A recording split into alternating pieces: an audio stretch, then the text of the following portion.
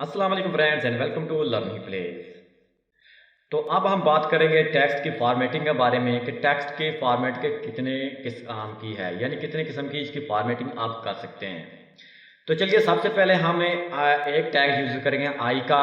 वो ये टैग क्या काम करता है, यानी इसके अंदर आपको बताऊंगा कि क्या क्या आप कर सकते हैं। तो चलिए इसको हमने पीओ किया था, इसकी स्टाइलिंग ठीक है। अब हम चाह रहे हैं यार इसको ना ये वाला ट्यूटोरियल से डेमो से ट्यूटोरियल तक का जो वर्ड है वो अटैलिक को थोड़ा सा तिरछा हो, तो वो आप कैसे कर सकते हैं। तो ये आप आई का टैग यूज़ करते हैं, इसको हम अटैलिक बोलते हैं, इसके शॉर्ट फॉर्म आई है। तो इसको आपने ओपनिंग एंड क्लोजिंग इसके अंदर आपने इसको फिट कर दिया है। अब क्या होगा, जो डेमो ट्यूटोरियल है इसका जो वर्ड है थोड़ा सा तिरछा होगा। कंट्रोल एस किया, अब मैं दोबारा इस पेज को रिफ्रेश करता हूँ, देखिएगा यहाँ पर देखिए डेमो ट्यूटोरियल इसका जो वर्ड है वो तिरछा हो चुका है, यानी ये अटैलिक हो चुका है। अब इसके बाद हमको चाहिए यार ये डेमो ट्यूटोरियल दूसरे वर्ड पे है थोड़ा सा मोटा और इसको बोल्ड करना चाह रहे हैं। इसको कंट्रोल एस कर लेते हैं, यहाँ से बी टाइप करेंगे, बोल्ड के लिए बी टाइप करते हैं और टैब में टैप करूंगा, इसके अंदर वो वर्ड पेस्ट कर दिया। अब कंट्रोल एस करने के बाद यहाँ पर इसकी फॉर्मेट देखिएगा, यहाँ पर देखिए डेमो ट्यूटोरियल, ये डेमो ट्यूटोरियल जो था वो इसका अटैलिक हुआ और ये वाला थोड़ा सा बोल्ड हो गया। अब चाह रहे हैं यार इसके ऊपर ना ये वर्ड डेमो जो ट्यूटोरियल के ऊपर थोड़ा सा आए, इसको हम कहते हैं सुपर। तो हमको चाहिए यहाँ पर यार ट्यूटोरियल, इसको हम कहेंगे SUP टाइप किया, सुपर। इसको मैंने पेस्ट कंट्रोल जी पेस्ट करता हूँ, कंट्रोल जी। अब मैं क्या करता हूँ, यहाँ पर डेमो ट्यूटोरियल यहाँ फुल टाइप कर लेता हूँ क्योंकि वो यहाँ पर मुझसे कॉपी नहीं हुआ था।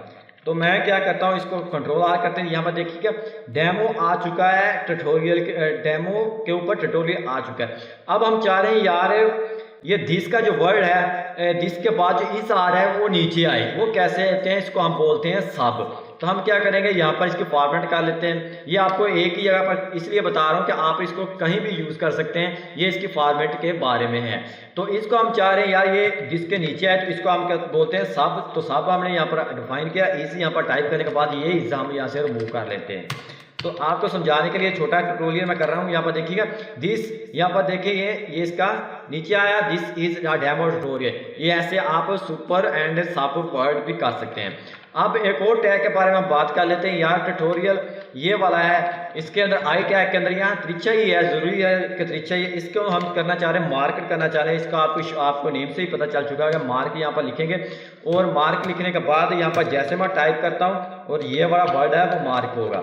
यहाँ पर देखिएगा अब इसको इसने हाईलाइट कर दिया है, चाहे वो त्रिच्छा ही है, लेकिन हमने इसको वर्ड के अंदर आप ऐसे ही टैग चेंज कर सकते हैं। ये नहीं कि आप इसका टैग नहीं चेंज कर सकते। यहाँ पर इसके आप अगर स्टाइलिंग करना चाह रहे हैं तब भी आप कर सकते हैं। यहाँ पर स्टाइल करने के बाद यहाँ पर इसको अगर आप एट्रीब्यूट्स या आईडी, यहाँ पर आपने आईडी डिफाइन कर दी, इसके अंदर आप क्या करेंगे, आप इसके अंदर आप यहाँ पर आपने वर्ड पर आईडी डिफाइन किया तो आप इसके बाद आप आईडी यहाँ पर डिफाइन नहीं करेंगे।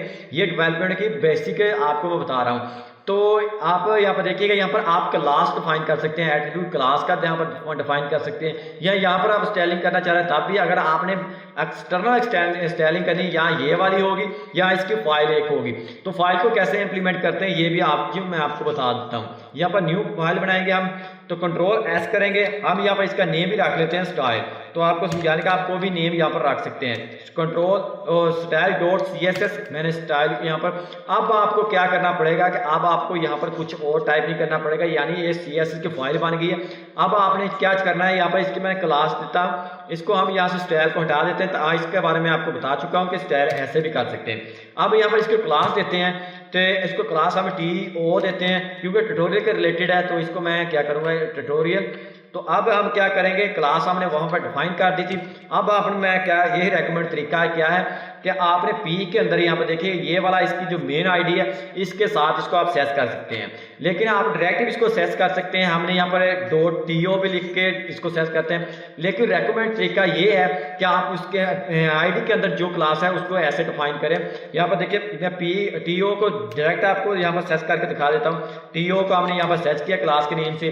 अब हम चाह रहे हैं इसका जो बैकग्राउंड है वो ठीक नहीं है, उसका बैकग्राउंड कलर हम यहाँ पर करेंगे रेड, और रेड कर देते हैं, नहीं रेड तो ऑलरेडी है, यहाँ पर ब्लू कर लेते हैं और यहाँ पर ब्लू किया, कंट्रोल एस करते हैं और दोबारा इसको रिफ्रेश करते हैं।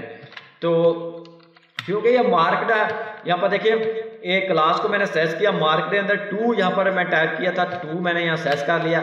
अब हम क्या करते हैं इसको क्लास के सॉरी, अब ये यहाँ पर रिजल्ट शो क्यों नहीं हुआ, क्योंकि हमने यहाँ पर इसकी लिंक है वो इसके साथ अटैच नहीं की। तो लिंक आप इसके हेड के अंदर आपने जब भी CSS की एक्सटर्नल फाइल बनानी है तो इसकी लिंक जो आपने हेड के अंदर डिफाइन करनी है, ताकि जब पेज रीलोड हो तो सबसे पहले उसकी CSS की स्टाइलिंग यहाँ पर रीलोड हो और बाद में आपका स्ट्रक्चर लोड हो।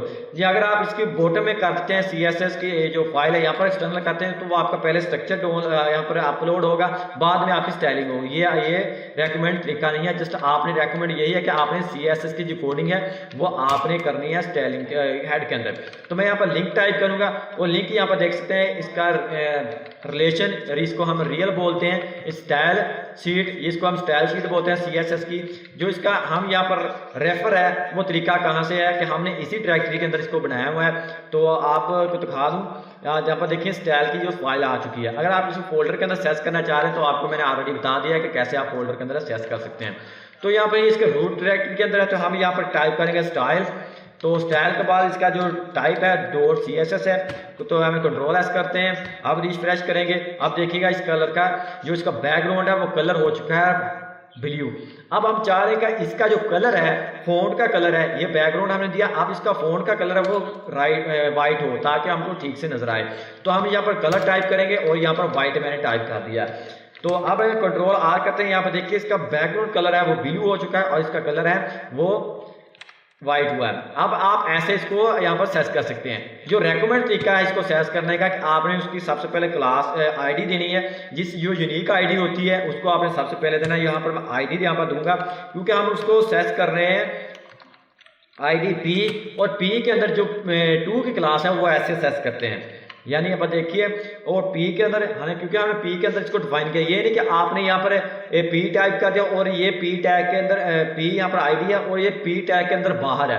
अगर ये पी टैग के अंदर ही होगा ये कोड, आपने यहाँ पर इसको डिफाइन किया तब ये वर्क करेगा। अदरवाइज अगर यहाँ पर देखिए पी के बाद इसको आप डिफाइन कर लेते हैं इस क्लास को एट्रीब्यूट को, तो यहाँ पर वर्क नहीं करेगा। तो आपने इसके अंदर ही यहाँ पर आपने इसको डिफाइन करना है। तो मैं वीडियो के अंदर आपको बताऊंगा वो कैसे वर्क करता है। तो जस्ट चलिए इसको Ctrl+R करते हैं और Ctrl+S करते हैं। इसको सबसे पहले इसको सेव करने के बाद Ctrl+R करते हैं, यहाँ पर रिफ्रेश किया, ठीक है। अब यहाँ पर इसकी क्लास चेंज कर देते हैं। तो आपको समझाने के लिए यहाँ पर देखिए अब इसकी स्टाइलिंग नहीं हुई क्योंकि हमने पी की आईडी तो ठीक दी है लेकिन इसके अंदर जो क्लास है वो ठीक से डिफाइन नहीं की थी, इसलिए वो सेस नहीं किया आपने। तो देखिएगा ऐसे इसको आपने सेस कर लिया है। तो अब हमें और एक और दो जो वर्ड है यानी एट्रीब्यूट्स हैं, टैग है, इसके बारे में बात कर लेते हैं। अब इसके बाद रह चुका है मार्क, हमने यहाँ पर कर दिया, और एक यहाँ पर डेल को यूज़ करते हैं। तो यहाँ पर वर्ड को डिलीट करने के लिए यहाँ पर देखिए ये डेल हमने यूज़ किया, दिस तो इज डिलीटेड। तो मैं यहाँ पर डिलीटेड कर दिया। Ctrl+R करते हैं, यहाँ पर देखिएगा तो यहाँ पर देखिए इसके ऊपर जो है वो एक लाइन आ चुकी है कि ये वर्ड डिलीटेड है, ये इसके लिए यहाँ से मिस कर दिया गया। आपने काफ़ी दफ़ा देखा होगा कि जब गूगल के अंदर सर्च करते हैं जो उसके रिलेटेड ना हो तो यहाँ पर नीचे लिख देते हैं मिसिंग, उसके ऊपर ये निशान लगा देते हैं अंडरलाइन और अपर लाइन है। तो इसके बाद क्या आता है, एक आता है इंसर्ट के बारे में, उसको हम शॉर्ट फॉर्म में INS बोलते हैं, इंसर्ट टेक्स्ट।